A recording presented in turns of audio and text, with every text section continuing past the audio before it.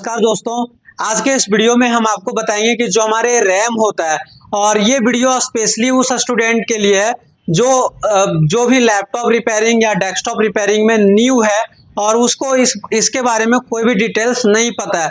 तो चलिए इस वीडियो में हम आपको कंप्लीट बताने वाले हैं कि जो भी हमारे रैम आते हैं, चाहे DDR3 हो, 3L हो, DDR2 हो, DDR4 हो, DDR5 हो, वो सारे रैम जब आप परचेज करने के लिए जाते हैं, जैसे अगर आप कोई भी दुकान पे जाते हैं तो रैम इस प्रकार से आपको देता है, और अगर उसके ऊपर DDR3 DDR4 लिखा रहता है तो आप आसानी से पहचान लेते हैं। लेकिन बहुत सारे ऐसे रैम आते हैं जिसमें कोडवर्ड में लिखा हुआ होता है, तो वहां पे स्टूडेंट फंस जाता है क्योंकि उसको पता ही नहीं है, फ्रेशर है, इस फील्ड से रिलेटेड उसको कोई जानकारी नहीं है, तो वो पता नहीं कर पाता है। तो ये क्वेश्चन तो काफी छोटा है, लेकिन अगर आप नहीं पता कर पाते, फंस जाते हैं, तो आपके लिए बहुत ज्यादा प्रॉब्लम होता है। तो चलिए इस वीडियो में हम आपको कंप्लीट बताएंगे कि जो हमारे रैम होता है उसे आप देख करके कैसे पता कर सकते हैं कि ये DDR3 है, DDR2 है, या DDR4 है, या DDR3L है। तो इस वीडियो में कंप्लीट बने रहिए, कंप्लीट डिटेल पता चलेगा, अलग अलग हम टेक्निक बताएंगे जिससे आप पता कर सकते हैं। तो देखिए यहाँ हमारे पास अलग अलग पिक्चर्स है। अगर आप देखें तो यहाँ पे देखिए अलग अलग हमारे पास पिक्चर्स है जिसको हमने यहाँ पे आपको दिखाने के लिए लिया हुआ है। अब जब इस रैम को आप देखेंगे तो यहाँ पे आपको देखने को मिलेगा, यहाँ पे देखिए लिखा है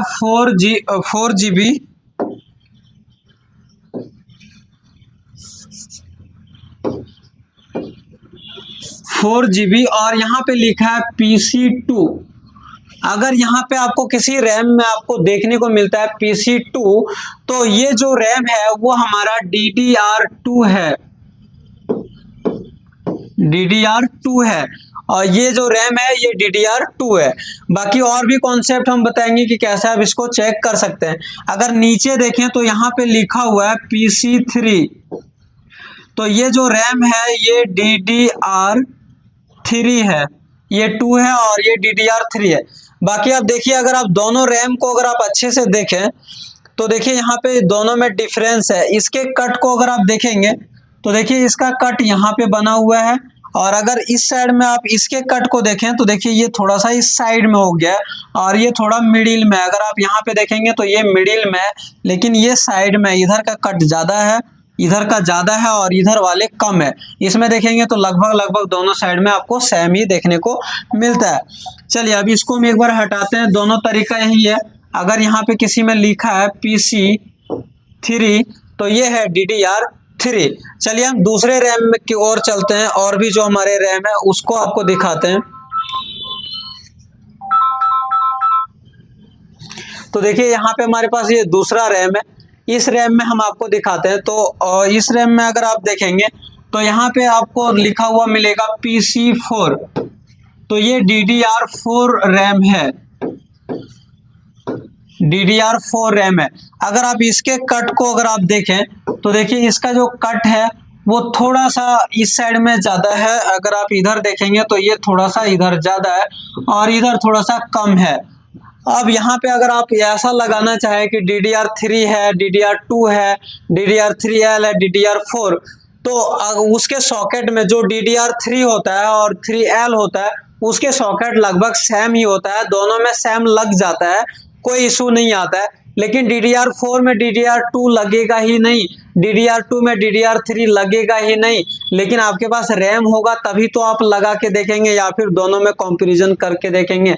न्यू में आपको मिलता है तो आपको पता ही नहीं चलेगा कि कौन सा रैम है, तो उसमें आप कोडवर्ड को देख सकते हैं। PC4 है तो DDR4 है, PC2 है DDR2 है, PC3 है तो DDR3 है। लेकिन अगर कहीं पे आपको अगर देखने को मिलता है PC3L, तो ये है DDR3L रैम है, ये DDR3L रैम है। बाकी जब आप बोर्ड को ओपन करते हैं और वोल्टेज को चेक करते हैं तो देखिए अब हम आपको बताते हैं कि आप वोल्टेज से कैसे इसको पता कर सकते हैं। तो इसका जो वोल्टेज होता है वो सारे का डिफरेंस होता है।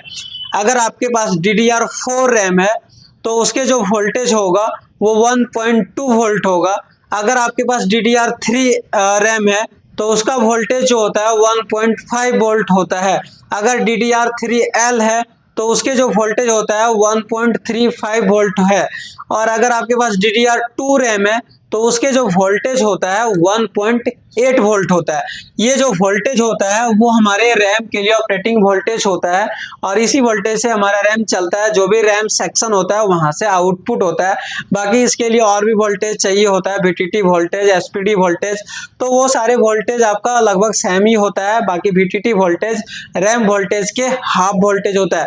जब हम इसके सेक्शन के वीडियो बनाएंगे उसमें हम आपको बताएंगे कि VTT वोल्टेज कितना होता है, रैम वोल्टेज कितना होता है, SPD वोल्टेज कितना होता है। अगर आपको ये सारी जानकारी चाहिए तो आप हमारे चैनल को सब्सक्राइब करके रख सकते हैं।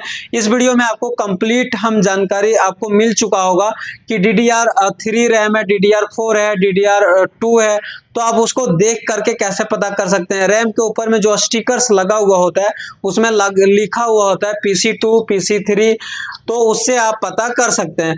दोस्तों अगर इस वीडियो से आपको कुछ सीखने को मिला होगा तो आप हमारे चैनल को सब्सक्राइब कर लीजिए। लैपटॉप डेस्कटॉप रिपेयरिंग सीखना चाहते हैं तो आप हमारे SMTC इंस्टीट्यूट को ज्वाइन कर सकते हैं।